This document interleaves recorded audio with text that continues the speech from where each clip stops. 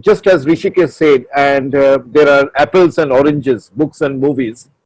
I think similarly, I was telling on a different occasion at a meeting yesterday that there are four parts of the surgery. One of my teachers used to tell us about the three parts of surgery. That during your post graduation in the 3 years, you learn how to operate.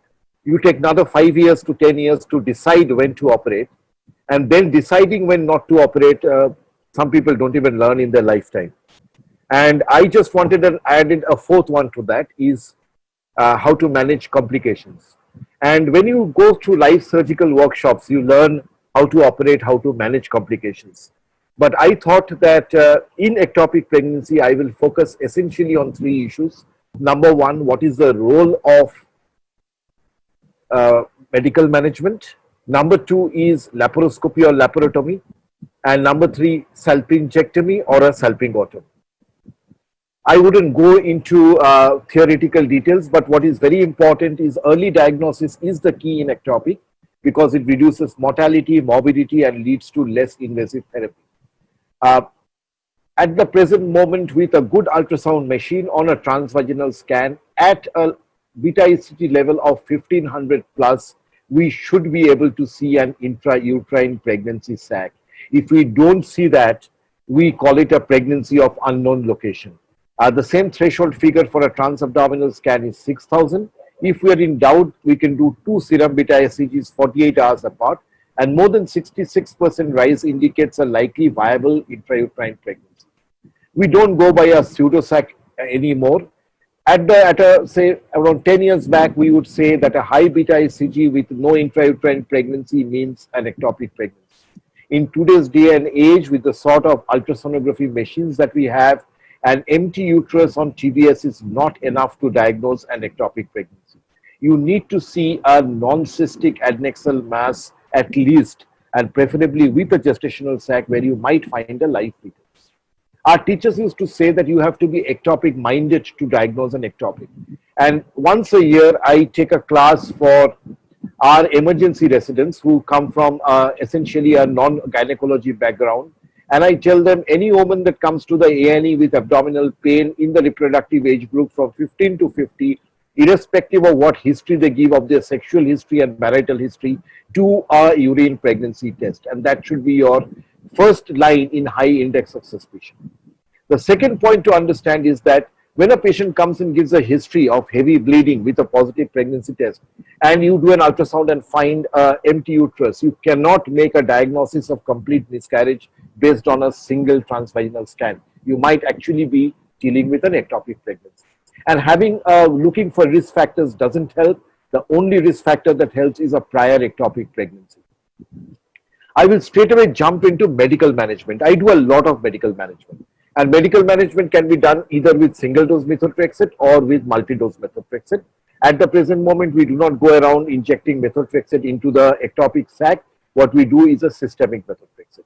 And this was a meta-analysis of single dose methotrexate, which was published in 1998. And they showed that the success rates varied from 70 to 100%. And obviously, the success rate depended on how strict a criteria that you take it for your medical management. But in general, they saw that most people used an ectopic pregnancy size of less than 3 centimeters, no hemoperitoneum on transvaginal scan, and no cardiac activity if you can see the fetal pole. Now, this is published in 2006, which looked at 58 cases of methotrexate. And these are approximately the figures that we should be able to quote, that if you select your patients, then your methotrexate treatment will fail in around 15%. 15% will need approximately a second dose. Essentially, when you give methotrexate, you do your beta ECG on day 1 and repeat that on day 3 or day 4 and then day 7. Between day 1 and day 3, 4, we were always taught that it is okay if you see up to a 15% rise in the beta ECG values. But by day 7, you should see a significant decrease in the beta ECG values. If that doesn't happen, then on day 7, you can consider giving a second dose. And this study showed that second dose was needed in approximately 15% of patients. They showed that the main predictors of treatment failure were presence of embryo, a day 1 beta ECG of more than 3000, a subchorionic tubal hematoma in the ectopic gestation, And if the day 3 follow-up HCG was more than 3,500, which means if on day 3 the beta HCG is gone up by more than 15%, then it is more likely to fail. The UK dose is the 50 milligram per meter square. If you have difficulty in calculating the dosage in milligram per meter square, a good rule of thumb is to go for 1 milligram per kg of body weight, and that is what we use as a single intramuscular injection. A good way to essentially to counsel patients is that after a single dose, in 75% cases it will resolve. After a second dose, another 15% it will resolve. So that makes it 75 plus 15, 90, and about 10% will require a surgical intervention. And that is where the counseling is essentially the key. And if the beta HCG levels do not fall by 15% between day 4 and day 7, that is when you can consider giving a second dose. The US dosage is not followed here, and they use a 1 milligram per. In US, everything is big. Be it the size of their burgers, be it their hotel rooms, everything is big. So they also, the methotrexate dosage is also big, and it is 1 milligram per kg of body weight on day 1, day 3, and day 5, with oral folinic acid rescue on day 2, day 4, and day 6. We do not use the multi-dose regimen, but there is a paper which shows that the multi-dose regimen may be more effective when you are dealing with somebody who's got a borderline or slightly higher ectopic pregnancy size, or who's got a beta HCG which is slightly higher. Systemic versus local methotrexate, no difference. And there is a paper in International Journal in 2017 which was looking at early prediction of methotrexate success, and they showed that if you see there is a 6% drop from day 1 to day 4 beta HCG, then there is a more than 95% chance that your methotrexate treatment would be successful. Now, this is a study of 108 unruptured ectopic pregnancies where it looked like single versus multiple doses and similar success and complication rates. And we've already said that 15% would require a same dose, 10% will require a surgery, 7% have a risk of rupture. The RCOG guideline says it is more suitable when the beta HCG is less than 3,000, but the NICE guideline says even better, and I will come to the NICE guideline in a moment. As far as we are concerned, what we do is we give methotrexate if the day 1 beta HCG is less than 3,000, the ectopic pregnancy size is less than 3 centimeter, there is no live fetus, there is no hemoperitoneum, and also we need to make sure that the patient is compliant and come back for follow-up, and she has got no significant pain. And as I said, that these are your essentially counseling points. 15% will require a second dose if you go by this criteria, and 10% will require a surgical treatment. The NICE guideline actually qualifies even better, and they says that methotrexate can only be offered to women who can return for follow-up. And they put them into two groups that offer methotrexate as a first line when the beta HCG is less than 1500 and the adnexal mass is less than 3.5 centimeter and no fit. But if the beta HCG is between 1500 to 5000 and the ectopic pregnancy is less than 3.5 centimeter, then you offer the patient both the surgery and methotrexate and let them choose. The only time I have given methotrexate with a beta HCG of more than 3000 is on 3 occasions when the patient was stable but had a cornual ectopic. And we know cornual ectopic, they rupture a bit late, and there we've taken a chance with full counseling, and all the 3 patients actually have recovered after methotrexate. None of them required a second dose, and this is where we've gone into dosages, beta HCGs of more than 3000. Please, laparoscopy is the route of choice. I remember in approximately 1993-94 in Wadia Hospital, Dr. Rakesh Sinha had just come back to India and he was taking a lecture. And he was talking us about ectopic, and he was telling us 500 ml blood in the abdomen, in the peritoneal cavity, when you see the pelvis is full, is a relative contraindication. And more than 2 liters of blood is an absolute contraindication for ectopic. This is how laparoscopy has changed. Over the years, at the present moment, we wouldn't mind doing a laparoscopy given any amount of blood in the pelvis, provided the anesthetist is happy to anesthetize the patient, anesthetize the patient, and for us to do a laparoscopy. I think most important point is that with most laparoscopic surgeons, you can stop the bleeding quicker in laparoscopy than in a laparotomy because you can get a more rapid access. In hemodynamically unstable patient, usually laparotomy, but if you have a good anesthetist who's allowing you to do a laparoscopy, if the patient is compensated, then you can do that. Salpingectomy or salpingotomy, I'll come to that in a minute. But if you do a salpingotomy, you need to follow up with serial beta HCGs because there is a risk of persistent trophoblast. There is a study which shows there is difference in ovarian response for subsequent IVF, whether the ectopic pregnancy is treated with methotrexate or salpingectomy, and you can extrapolate that to whether it is salpingotomy or salpingectomy or methotrexate. There would be no difference in ovarian response.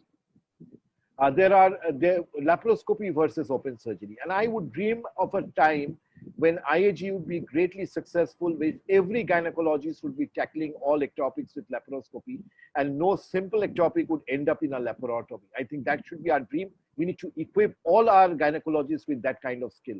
This is 228 patients from 3 randomized controlled trials, which looked at laparoscopy versus open surgery.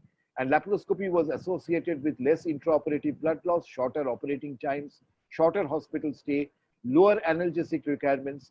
They showed there was no difference in subsequent intrauterine pregnancy rates, whether you did a laparoscopy or laparotomy. But with laparoscopy, there was a trend towards lower future ectopic pregnancy rates.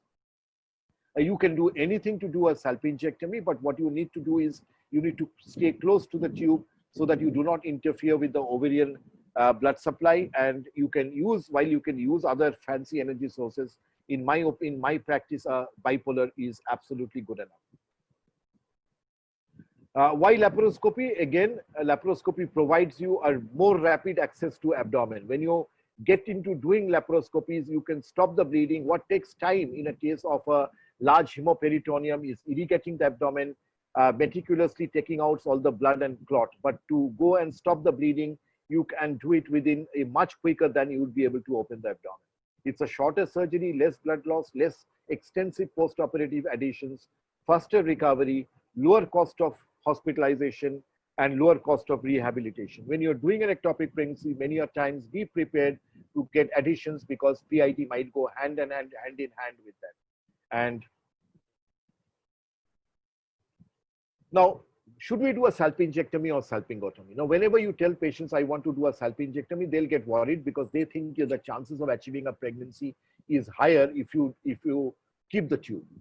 On the contrary, the other problem is that if you keep the tube, you are essentially keeping an unhealthy tube, that the risk of future ectopic would be going up. So we are trying to balance the risk of subsequent ectopic versus the risk of the chances of future intrauterine pregnancy. Now, earlier, what we had were only reviewed, we had published data from observational studies, and they suggested there was no difference in the rate of subsequent intrauterine pregnancy. I'm going to take you through 4 cohort studies, 1 recent large cohort studies, and 2 recent randomized controlled trials to decide whether we should do a salpingectomy or a salpingostomy. Now, this is published in 1993. It looked at reproductive outcomes prospectively in 143 women who underwent salpingectomy or salpingotomy. They showed intrauterine pregnancy rates were similar and trend towards a higher subsequent ectopic pregnancy in the salpingotomy arm, which you would normally expect. The recurrent ectopic pregnancy rate was 18% if you did a salpingotomy versus 8% if you did a salpingectomy. However, this is a study of 155 women around the same time, which showed the intrauterine pregnancy rates were significantly higher if you did a salpingotomy as opposed to a salpingectomy. This is again another observational study of 135 women, which again showed that the intrauterine pregnancy rate was higher with salpingotomy than with salpingectomy. And this is again another cohort of 276 women. So what you have now, you have 3 studies which shows the higher pregnancy rate with salpingotomy, and 1 study which shows no difference whether you do a salpingotomy or salpingectomy. And based on this, the US guideline actually at that point of time changed, and they said you should offer a salpingotomy in women with ectopic pregnancy, linear salpingotomy, whereas the RCOG guideline said that the evidence is not good quality, and the contralateral tube is healthy, you should do a salpingectomy, and if the contralateral tube is diseased, you should do a salpingotomy. Now, what came after that is in 2015, this is the largest cohort study of 618 patients, in whom 434 had salpingectomy, 112 had salpingotomy, and 72 also had tubal anastomosis. And they showed that the intrauterine pregnancy rate was similar whether you did salpingectomy or salpingotomy. And remember, this study has had almost the same number of people combined from the last 3 studies. And the risk of persistent trophoblast, of course, was higher if you did a salpingotomy or a tubal anastomosis. They also showed that the recurrent ectopic pregnancy rate were not much different whether you did a salpingectomy or salpingotomy. But if you did a tubal anastomosis, the recurrent ectopic pregnancy rate was higher. Now, this is published in Human Reproduction, and this is a randomized controlled trial which looked at methotrexate versus conservative surgery and conservative versus radical surgery, i.e. salpingotomy versus salpingectomy. And they showed that the intrauterine pregnancy rates were similar. This was called the Demeter trial, published in 2013. The ESEP trial was published again in 2014 in the Lancet, and it showed that the intrauterine pregnancy rates were statistically same whether you did salpingectomy or salpingotomy. And when you did a meta-analysis of these two randomized controlled trial, it actually doesn't need a rocket scientist to tell you that it will show that salpingectomy and salpingotomy, the future risks of the future chances of intrauterine pregnancy is the same. So what do we practice? Yes, at the present moment, I think what we do, if the contralateral tube is diseased, we do a salpingotomy.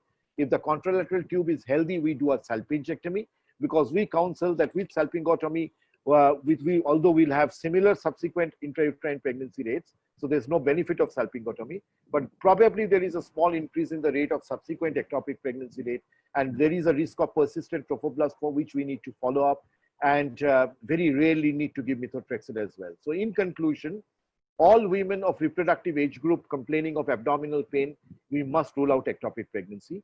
Please remember the urine pregnancy test is sensitive for a serum beta ECG of 25, for a urinary beta ECG level of 25, and becomes positive around the time of the missed period. TVS should be the initial investigation.